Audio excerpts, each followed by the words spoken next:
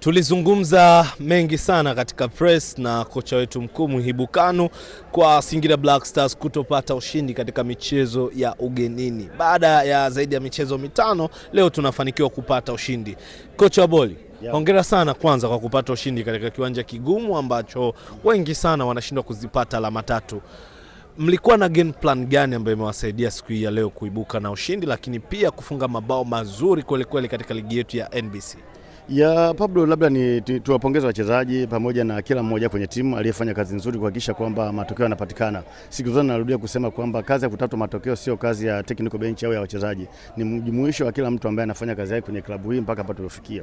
Kwa hiyo leo tulikuwa najua tunakuja kuchana na JKT, moja kati ya vilabu vigumu hasa vinavyocheza kwenye uwanja wao wa nyumbani. Tumepata tabu kipindi cha kwanza, unaona walivyokuwa wanatusumbua.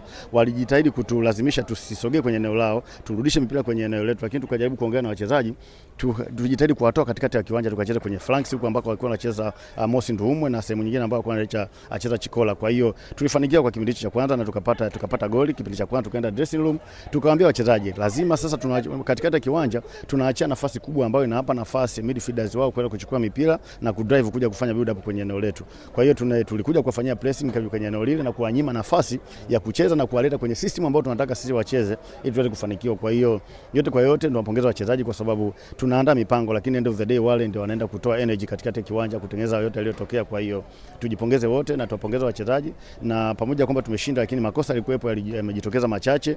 Turudi kwenye eneo letu la mazoezi na mimi na wenzangu wa technical bench tuendelee kufanya hiyo kazi nzuri ya kuhakikisha kwamba mechi zinazokuja makosa yaendelee kujirudia na mwisho wa siku tuifanyie timu yetu yale ambayo inatakiwa, na end of the day tukatimize malengo ya klabu ambayo tumekabidhiwa wote kwa pamoja. Kijana wetu kutoka under 20 Yusuf, mmezidi kumpa dakika, leo mmempa dakika 30 za mchezo wa leo. Kitu gani hasa amekiongeza, lakini unajisikiaje kama mwalimu kuendelea kuamini vijana na kuwapa nafasi kwenye senior team na wana prove kwamba wana uwezo na wanaweza kucheza?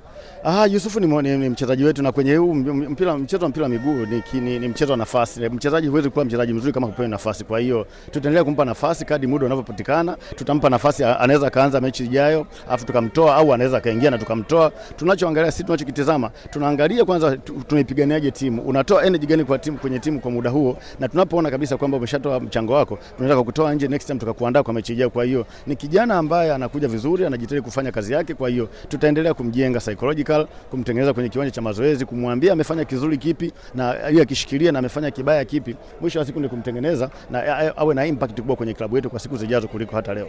Nikushukuru sana na nikutakie usiku mwema kwa ushindi wa leo. Asante sana, nashukuru sana Pablo. Yes, huyo ni kocha wetu mkuu Muhibu Kanu akitoa tathmini fupi ya mchezo wa leo, lakini pia akitoa maelekezo mafupi kuhusiana na mchezo wetu. Yusuf, nikwambie tu kwamba msimamo wa ligi kuu, kwanza kama mmelingana point, wanatazama mchezo wa kwanza mlikutana vipi, lakini cha pili wanakuja kwenye magoli.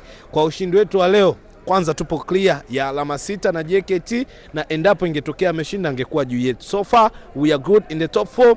Michezo 4 imesalia kuamua hatima yetu msimu huu wa ligi kuu ya NBC 2025-2026. Mimi ni Pablo Almas, nyuma kamera ni Musa Alhaji, kutoka hapa Meja Jenerali Isamuyo Mbweni. Nikushukuru sana, mpaka wakati mwingine.